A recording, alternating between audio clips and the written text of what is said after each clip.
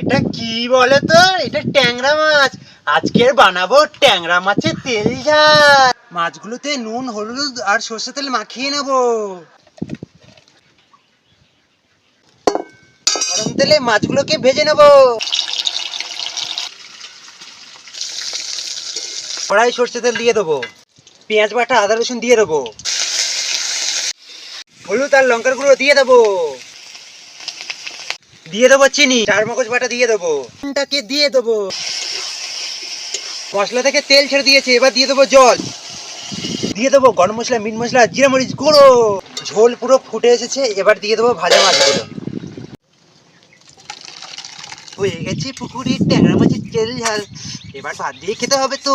খাবো আমি ট্যাংরা মাছের তেল ঝাল, খেয়ে বলবো কেমন। ও কি গরম। খেয়ে বলতে হবে না হেব্বি।